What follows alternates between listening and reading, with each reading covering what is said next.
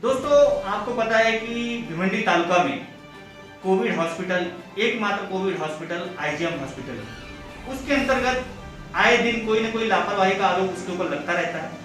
इसी बीच संडे को एक पेशेंट की मौत हो जाने के बाद में उनके रिलेटिव पारिवारिक लोगों ने हॉस्पिटल प्रशासन पर यह आरोप लगाया कि हॉस्पिटल प्रशासन की लापरवाही के कारण उनकी पेशेंट की डेथ हुई। उनको निमोनिया हो चुका था, जिस कारण उनको वहां आईजीएम में एडमिट कराया गया है। आइए हम आपको मुलाकात कराते हैं रोटरी क्लब के असिस्टेंट गवर्नर पराग मेहता जी से, और आईजीएम में क्या खामियां हैं इसके बारे में भी जानकारी लेते हैं। आपने सैटरडे को एक पेशेंट को भर्ती कराया था जिनको निमोनिया के सिम्टम्स थे, और उनको क्या तकलीफ हुई, और जबकि उनके पारिवारिक जनों का कहना है कि हॉस्पिटल प्रशासन की लापरवाही के कारण उनकी डेथ हुई। सर जी, सर ये तो बहुत दुर्भाग्यपूर्ण बात है कि भिवंडी तालुका के अंदर एकलौता एक हॉस्पिटल है कोविड, जिसको डेडिकेटेड कोविड हॉस्पिटल के नाम पे ऐसी ट्रीटमेंट होती थी, लेकिन यहाँ पे इतनी लापरवाही है, ये सुन के मेरे को शॉक हो गया। हालांकि ये जो पेशेंट्स की कल डेथ हुई है, उनको मेरे एक फ्रेंड है वो किशोर करके, उन्होंने एडमिट किया था।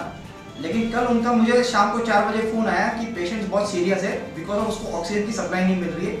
तो तू रोटरी क्लब का मेंबर है और रोटरी के नेटवर्क से तुमने कोविड में बहुत सारा आप लोगों ने जो ये सोशल काम किया हुआ है, तो कहीं से भी आप हमें ऑक्सीजन सिलेंडर है उसका बंदोबस्त करा सकते हो क्या?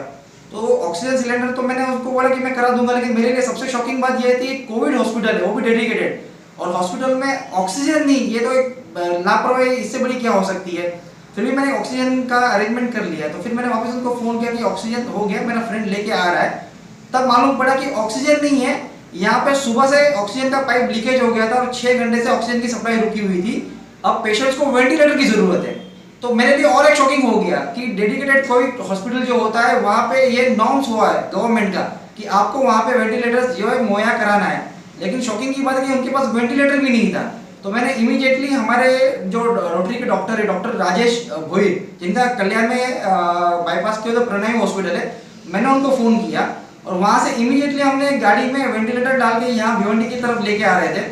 तब मैंने वापस हॉस्पिटल के जो डॉक्टर है, डॉक्टर धुले, उनसे मैंने फ़ोन किया कि सर आप मुझे एग्जैक्ट जो सिचुएशन बताओ कि पेशेंट की हालत क्या है। तो उन्होंने बोला कि पेशेंट जो है अनस्टेबल है और आप एक वेंटिलेटर का बंदोबस्त कराओ करके। बोला सर वेंटिलेटर तो लेके आ रहा है करके, लेकिन आपके यहाँ पे इतनी फैसिलिटी क्यों नहीं करके।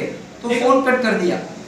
आपका ये कहना है कि हॉस्पिटल में एक भी वेंटिलेटर नहीं है? नहीं, एक भी वेंटिलेटर नहीं था। दो विधायकों ने इसके पहले कहा है कि 5 वेंटिलेटर, एक विधायक ने, दूसरे विधायक ने कहा 5 वेंटिलेटर हमने दिया है। आप कह रहे हैं कि वहाँ पे वेंटिलेटर है ही नहीं है? सर मुझे वहाँ से ये इन्फॉर्मेशन आई कि वेंटिलेटर की जरूरत है, आप वेंटिलेटर की अरेंजमेंट करा दो।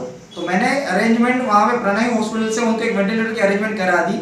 और बाद में जब मैंने वापस दूसरी बार फ़ोन किया तो उन्होंने कहा कि हमारे पास वेंटिलेटर आ चुका है, लेकिन गौर करने की बात है कि वेंटिलेटर का मशीन थोड़ा सा अलग है, इसके लिए इसकी जो सेटिंग है वो थोड़ा सा तकलीफ हो रही है। यानी कि एक और शॉकिंग की बात है कि डेडिकेटेड कोविड हॉस्पिटल में इतना प्रोफेशनल स्टाफ भी नहीं है मेडिकल कि वो जो वेंटिलेटर की सेटिंग्स है उसको ठीक से ऑपरेट कर पाए। तो ठीक है, मैंने उनको बोला कि मैं वेंटिलेटर भिजवा रहा हूँ, और तो तभी डॉक्टर ने मुझे कह दिया कि एक काम करो, आप पेशेंट को यहाँ से शिफ्ट कर दो, पेशेंट की हालत बहुत ही खराब है, और साथ ही साथ में आप एक कार्डियक एम्बुलेंस की अरेंजमेंट करो। यानी कि एक और ये लापरवाही कि डेडिकेटेड कोविड हॉस्पिटल है, इनके पास में एक ऐसा सुविधा भी नहीं है कि अगर अनकॉन्शियस कोई पेशेंट हो जाए तो इमीडिएटली उनको दूसरे हॉस्पिटल में शिफ्ट करने के लिए इनके पास कोई व्यवस्था ही नहीं है। इनके पास हॉस्पिटल की लिस्ट भी नहीं है, जबकि वहाँ पे मेरे मित्र ने और हमने काफ़ी हॉस्पिटल्स में फ़ोन किया तो उन्होंने सीधा ना बोला कि ये अगर कोविड पेशेंट निकल गया तो हमारे बाकी के पेशेंट्स को खतरा हो सकता है, इसलिए हम इनको एडमिट नहीं कराएंगे। तो मोस्टली जो हॉस्पिटल से उन्होंने रिक्वेस्ट कर रहे थे। तो उसी दौरान है हमारे जो रोटरी के सदस्य हैं, उन्होंने जुपिटर हॉस्पिटल से बात की थी और वहाँ पे वो एग्री हो गए कि ठीक है, अगर आप कोविड हॉस्पिटल, अगर पेशेंट कोविड है तो आप अगर पॉजिटिव निकला तो आपको दूसरे हॉस्पिटल में शिफ्ट करना पड़ेगा। मीनवाइल जो अभी अनकॉन्शियस है हम उनको ट्रीट करेंगे। तभी मैंने यहाँ पे मैं जो कोकन भिवंडी ट्रस्ट की कार्डियक एम्बुलेंस है, मैंने उनको फ़ोन किया, लेकिन उनके डॉक्टर से कहीं बाहर गए थे तो उनको डॉक्टर अवेलेबल नहीं था।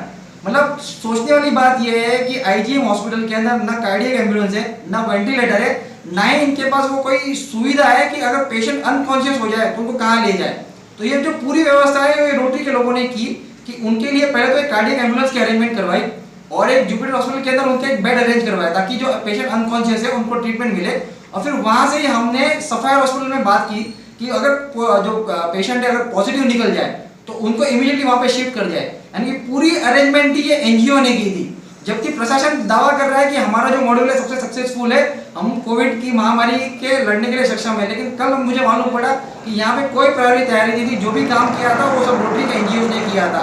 लेकिन जैसे ही वहाँ से हॉस्पिटल से एम्बुलेंस निकली, आधे घंटे में मुझे मालूम पड़ा कि पेशेंट की डेथ हो गई। जैसा मेरा यही कहना है सर, अगर इसकी जानकारी एटलीस्ट हमें सुबह में मिल जाती कि इनके पास ऑक्सीजन नहीं है, वेंटिलेटर नहीं है, तो एटलीस्ट हम रोटरी के लोग ये सब चीज का अरेंजमेंट करके पेशेंट को बचा लेते। लेकिन दुर्भाग्यपूर्ण बात ये कि आज तो ये घटना हुई, आगे तो जून में पीक सीजन आने वाली है, तो अगर ऐसी सिचुएशन के अंदर इनके पास ना एम्बुलेंस है ना वेंटिलेटर है, ना ही अगर पेशेंट अनकॉन्शियस हो जाए तो कोई दूसरे हॉस्पिटल में शिफ्ट करने की व्यवस्था है, तो भिवंडी में जो इतने केसेस बढ़ रहे उनकी जो हालत है वो तो शायद भगवान भरोसे ही हो सकती है। जैसा कि आपने कहा कि ऑक्सीजन लीकेज हो गया पेशेंट का, तो ऐसे में कितना वक्त लग गया ऑक्सीजन अरेंज करने में उनको? सर मुझे तो स्टार्टिंग में एक्चुअली 6 घंटे पहले हो गया था, लेकिन मुझे मेरे मित्र ने जब उनको मालूम पड़ा तो उनने मुझे 6 घंटे बाद बताया, नहीं सोचो कितनी देर हो गई थी, और मुझे अरेंजमेंट करने में 1.5 से 2 घंटा लग गया, यानी कि पेशेंट बिना ऑक्सीजन वेंटिलेटर से 8 से 10 घंटा तड़प रहा हूँ। जबकि ऑक्सीजन अरेंज करने का काम आईजीएम हॉस्पिटल का, फिर मतलब उसके बाद भी आपने उसको अरेंज करने में हेल्प की उनकी? नहीं, जैसे कि आपने ये कहा कि ऑक्सीजन लीकेज हो रही थी, इस चीज की जानकारी आपको किसने दी? लीकेज कैसे मालूम पड़ा कि वो लीकेज हो रही थी कि नहीं हो रही थी? ये चीज किसने आपको? ये एक्चुअली ऐसा ना कि जो पेशेंट के रिलेटिव है किशोर खिमसिया, उनकी तरफ से जानकारी मुझे मिली कि ऐसी सिचुएशन हो गई, तो मुझे जो ऑक्सीजन का बाटला है वो आप अरेंज करा के दे दो, और तब से ये फिर कारवां शुरू हो गया पूरा। क्या प्रॉब्लम है आपको? आपने क्यों इधर मीडिया को मुखातिब होते हुए हॉस्पिटल प्रशासन के बारे में क्या कहना चाहिए? ऐसा है कि मेरे अंकल आंटी को परसों हम लोग ने एडमिट किया था यहाँ पे निमोनिया की वजह से, और कोई ले नहीं रहे थे। अभी कोरोना का इतने चल रहा है, इसलिए उन्होंने बोला कि आईजीएम में एडमिट करो। हमने आईजीएम में एडमिट किया उनको, उनके बाद यहाँ पर ट्रीटमेंट शुरू हुई। लेकिन इनकी लापरवाही की वजह से कल ये हुआ कि उनका ऑक्सीजन उनको लगाया था, तो ऑक्सीजन लीकेज होने की वजह से पूरा ऑक्सीजन बाहर से बाहर चला गया, ना यहाँ पे चाहिए रहता है। आपको ये कैसे मालूम पड़ा कि ऑक्सीजन पे लीकेज हो गया है? हमारे अंकल और आंटी से कांटेक्ट करने में मालूम पड़ा। उसके बाद आपने क्या किया? हमने कंटिन्यू यहाँ पे लोगों को से कांटेक्ट करने की कोशिश की, ना किसी से कांटेक्ट हो पाया। बाद में उनके जवाई थे, उन्होंने कांटेक्ट किया तोरत से, और उन्होंने फिर हो गया, तब तक 6 घंटे हो गए। उसके बाद क्या हुआ? उनके बाद उनकी तबीयत बिगड़ गई और उनकी डेथ हो गई।